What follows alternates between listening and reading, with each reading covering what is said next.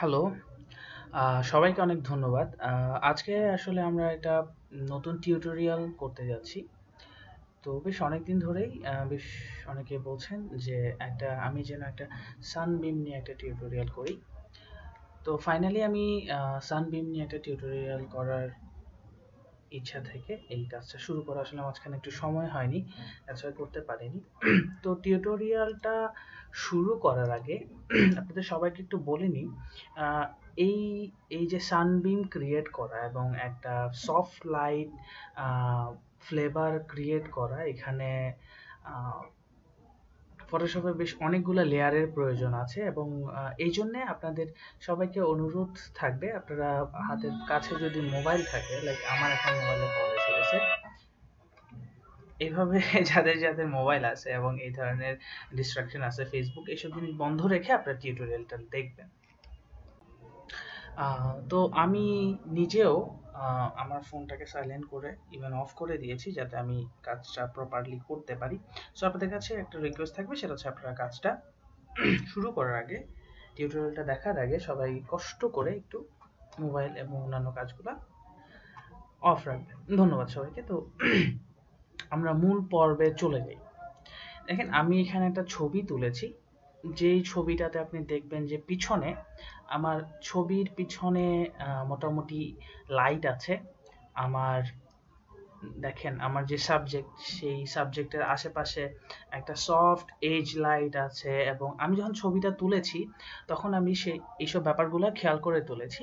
তো প্রসেসিং শুরু করার আগে একটা ব্যাপার বলে রাখি, এটা হচ্ছে আপনারা কোনো একটা আহ, কিছু একটা এডিট করতে চাচ্ছেন বা পোস্ট প্রসেসিং এ আপনারা ভালো করতে চাচ্ছেন। তো আমার ব্যক্তিগত একটা ব্যাপার শেয়ার করি, সেটা হচ্ছে আমি যদি অনেক ভালো ছবি তুলতে পারি না, বাট আমি চেষ্টা করি যে এই জিনিসটা আমি প্রসেস করব, সেই কাজটার জন্য আমি আমার ছবিটাকে সেভাবে তুলি। একটা ছবি আপনি এক জায়গায় তুললেন, সেটা লাইট অ্যাঙ্গেল, সেটার কোন জায়গা থেকে তোলা হয়েছে, ফ্রেমিংটা কেমন করেছেন, এটা লাইট সোর্সটা কি, এইসব ব্যাপার আসলে বুঝে যদি আপনি ছবি তোলেন, তাহলে যখন আপনি প্রসেস করতে আসবেন আপনাকে অনেক বেশি সাহায্য করবে। তো এই ক্ষেত্রে যখন আমি এই ছবিটা তুলেছি, আমি চিন্তা করেছিলাম যে এই ছবিটাকে, যদিও এটা অনেক বেশি প্ল্যান করে তোলা না, তাহলে আমি যে আমার যে মডেল ছিলেন ওনাকে আমি আরেকটু সুন্দরভাবে একটা ড্রিমি এফেক্ট করার জন্য না, ড্রেস আপটা ওইভাবে করে আমি জিনিসটাকে রেডি করতে চেয়েছিলাম, কিন্তু সময় স্বল্পতা এবং এটা যেহেতু শহরের বাইরে গিয়ে আমাকে শ্যুট করতে হচ্ছে এমন একটা অ্যাটমসফিয়ারে, তো সেই জন্য আমি সেটা করতে পারিনি। তো সেই ক্ষেত্রে আমি যতটুকু পেরেছি চেষ্টা করেছি, পিছনে যে লাইটটা আছে এটা দিয়ে আমি সম্পূর্ণ জিনিসটাকে একটা ড্রিমি এফেক্ট দেওয়ার চেষ্টা করবো, একটা ফ্যান্টাসি এফেক্ট দেওয়ার চেষ্টা করবো। তো যাই হোক, আমরা শুরু করে দিই। ফার্স্ট অফ অল, আপনি যখনই ফটোশপে কোনো একটা ছবি নিয়ে কাজ করবেন, সেটাকে কন্ট্রোল জে দিয়ে কপি করে নেবেন। কন্ট্রোল জে দিয়ে কপি করলে যেটা হবে, আপনার এই যে লেয়ারটা দেখছেন, এই লেয়ারে আপনার এই লেয়ারের উপরে সব কাজগুলো হবে, ব্যাকগ্রাউন্ড যে লেয়ারটা এটা একদম সলিড থেকে যাবে। তাহলে আপনার যদি ইনকেস যদি আপনার পুরো কাজটা না হয়, আপনি সব লেয়ারগুলো বাদ দিয়ে আবার এখান থেকে শুরু করতে পারবেন। তো আমি একটা নতুন লেয়ার নিলাম। ফটোশপের যে কোনো ধরনের কাজ করার সময় যে কাজটা করবেন, যে আপনি আপনার সাবজেক্টটাকে যতটুকু সম্ভব সিলেক্ট করে নেবেন। আমি এখান থেকে কি করলাম, একটা টুল নিলাম, এখানে কয়েকটা সিলেকশন টুল আছে, তার মধ্যে একটা সিলেকশন টুল নাম হচ্ছে কুইক সিলেকশন টুল। সেটা দিয়ে আমি যেটা করলাম, আমি আমার সাবজেক্টটাকে প্রাইমারিলি যতটুকু আমার সিলেকশনটা দরকার, আমি ততটুকু আমার সাবজেক্টকে মোটামুটি সিলেক্ট করে নিলাম, যতটুকু সিলেক্ট করলে আমার কাজটা হয়ে যাবে। তো দেখেন, এখানেও আমি একটু ডিটেইলিং এ যাচ্ছি যাতে সিলেকশনটা পারফেক্ট হয়। সেটার জন্য আমি চেষ্টা করছি আমার পুরো কাজটাকে প্রপারলি সিলেক্ট করার। ফাইনালি আমি যতটুকু সম্ভব আমার সাবজেক্টকে আমি সিলেক্ট করে নিয়েছি। আমি সাবজেক্টটাকে মোটামুটি সিলেক্ট করার পর আমি সাবজেক্টটাকে একটু কন্ট্রোল জে দিয়ে আবার কেটে নিলাম। দেখেন, আমি এখানে যদি এগুলো ইনভিজিবল করে দিই, দেখা যাচ্ছে আমি এখানে একটা লেয়ারে কন্ট্রোল জে দিয়ে আমি আমার সাবজেক্টটাকে কেটে নিয়েছি। এটা করলে যে জিনিসটা হবে, এখন আপনি আপনার সাবজেক্টের উপর কাজ করতে পারবেন আপনি যেভাবে চাচ্ছেন আপনার সাবজেক্টের উপর।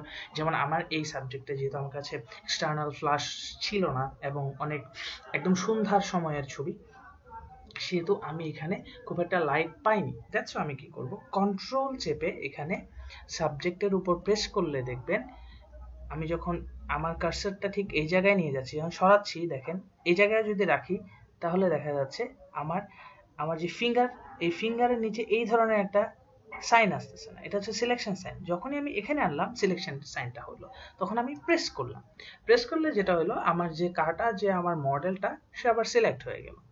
সিলেক্টটাকে এখন আমি আমার সাবজেক্টকে সিলেক্ট করেছি, আমি কি করব সাবজেক্টের উপর থেকে একটু লাইট বাড়াবো। আমি এখানে অ্যাডজাস্টমেন্ট যে লেয়ারটা সেখানে গিয়ে আমি এখানে ব্রাইটনেসে গেলাম, আমি আমার সাবজেক্টের গায়ে পরিমাণ মতো যতটুকু পরিমাণ ব্রাইটনেস দিলে আমার কাছে মনে হবে পারফেক্ট, আমি ততটুকু ব্রাইটনেস দিব।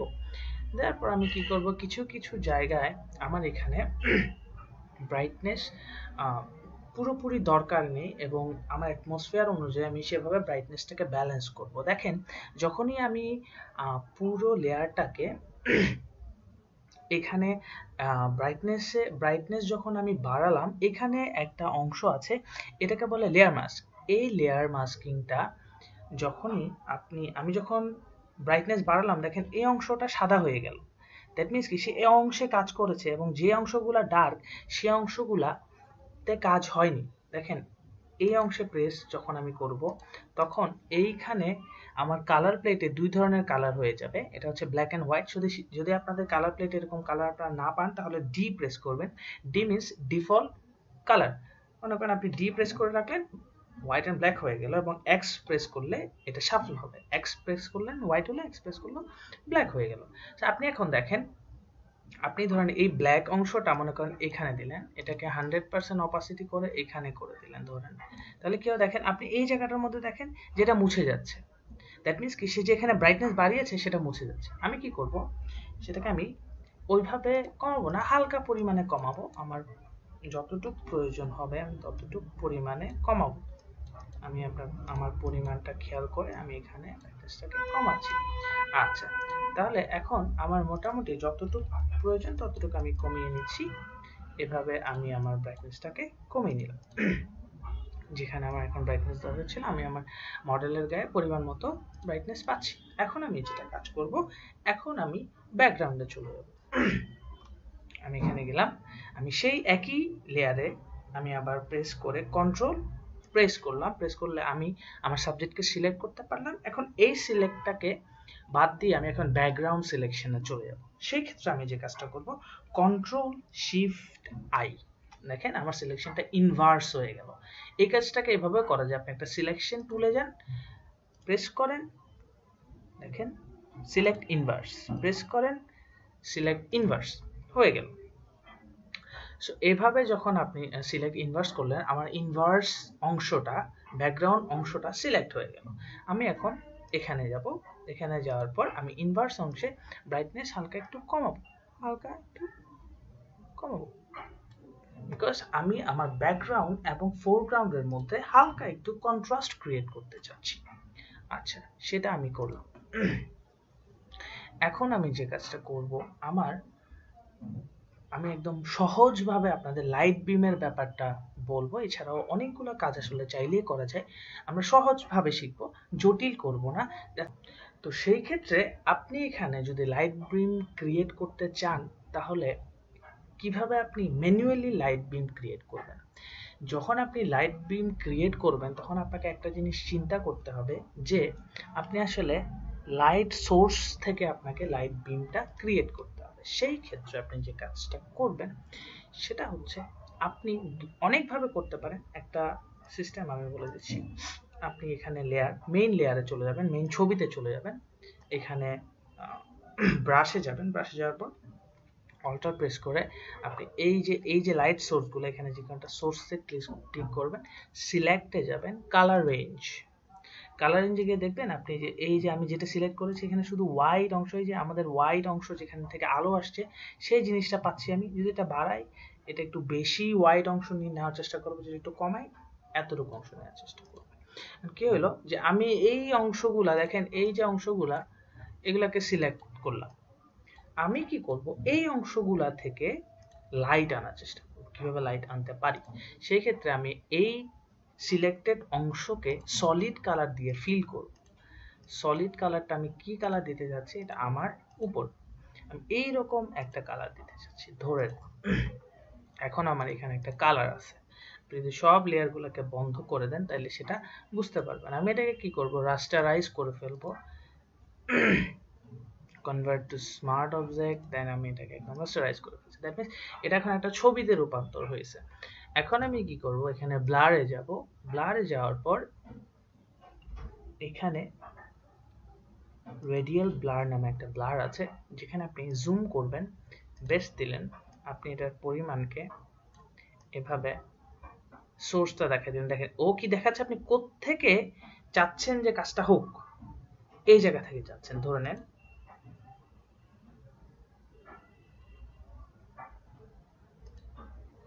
আমি এখান থেকে দিলাম জিনিসটা, এভাবে দিলাম, ওকে। একটু সময় নেবে, জিনিসটা একটু ভারী, দ্যাটস ওয়াই এটা একটু সময় নিচ্ছে। আচ্ছা, আমি একটু ব্রেক নিয়েছিলাম যাতে এই কাজটা হয়ে যায়। দেখেন আমি যখন এটা দিয়েছি, আমার এই জায়গাটায় সে সোর্স থেকে দেখেন হালকা একটু কি করলো, লাইট বের করে দিল। আমি এখন কি করব, এই লাইটটাকে এনহ্যান্স করব। কন্ট্রোল জে দিয়ে আমি বারবার এটাকে কপি করলাম, কয়েকটা ভাগে কপি করে সেই লেয়ারগুলোকে আমি মার্জ করলাম। আমি এটাকে মার্জ লেয়ার দিলাম। এরপর আমি কন্ট্রোল টি দিয়ে এটাকে ধরে দেন আমি এটাকে আমার মতো করে নামিয়ে নেব।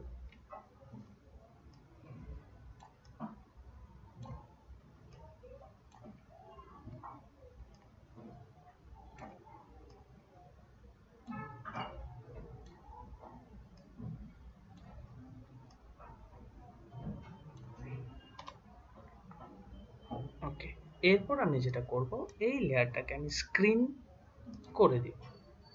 স্ক্রিন করে অপাসিটিটা আমি একটু কমিয়ে দিব। ওকে ফাইন, এবার আমি চলে যাই। আমি কি করব, আমার এই যে সাবজেক্ট এখানে সিলেক্ট করা হয়েছে সেই অনুযায়ী ওকে মাস্কিং করে দিব। সেটা কিভাবে করতে হয় দেখেন, আমি সাবজেক্টটা সিলেক্ট করলাম, আমার এই লেয়ারে ক্লিক থাকবে, কন্ট্রোল শিফট ইনভার্স করলাম, আমি এখানে মাস্ক অপশনটা চাপ দিলাম, তখন কি হলো, সে তার অপোজিট অংশে চলে গেল।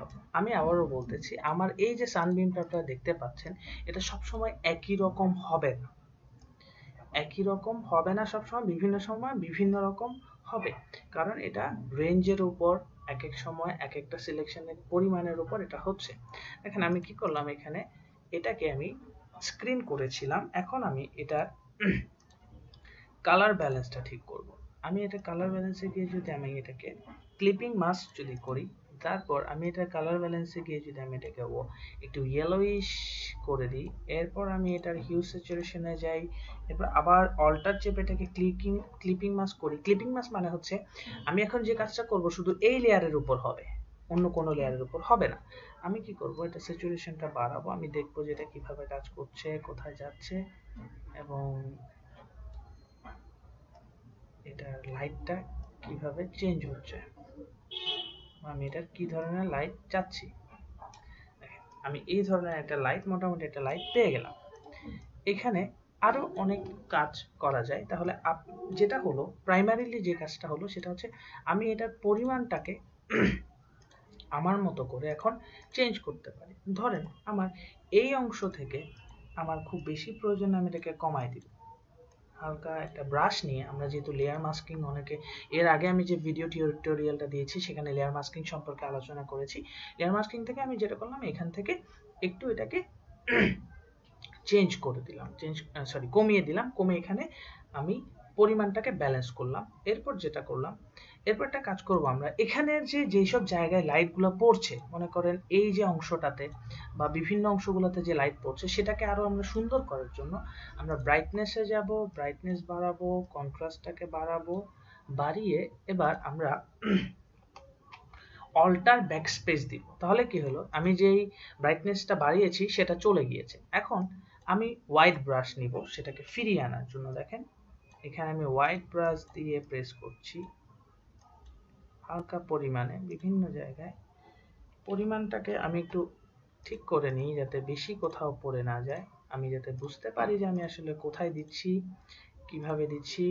প্রত্যেকটা জায়গায় আপনাকে খুব ডিটেইল হতে হবে যদি আপনি পোস্ট প্রসেসিং এক্সপার্ট হতে চান। আপনাকে দেখতে হবে যে আপনি ডিটেইলিং এ কতটা মাস্টার। আপনার ডিটেইলিং কতটা ভালো, এটা খুবই গুরুত্বপূর্ণ একটা ইস্যু। আমার ডিটেইলিংয়ে অনেক সময় অনেক জায়গায় ভুল হয়ে যায়, তারপর আমি চেষ্টা করি প্রত্যেকটা কাজে ডিটেইলিং যেন একদম খুব পারফেক্ট থাকে। তাহলে যেটা হবে, কেউ আপনার প্রসেসিংয়ের ভুল ধরতে পারবে না। আপনি এখানে দেখ, আপনি যখন সরি আচ্ছা, এখানে যেটা হলো যে আমরা হালকা একটু গ্লো ক্রিয়েট করলাম যেসব জায়গায় আমাদের লাইটটা পড়ছে।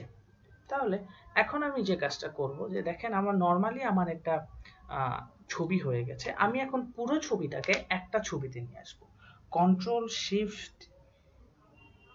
কন্ট্রোল অল্টার শিফট ই দিলে দেখেন আমার এই জায়গাটায় যতগুলা কাজ হয়েছে, এখানে যতগুলা লেয়ার রয়েছে সেটার একটা মার্জ হয়ে একটা ছবিতে চলে এসেছে।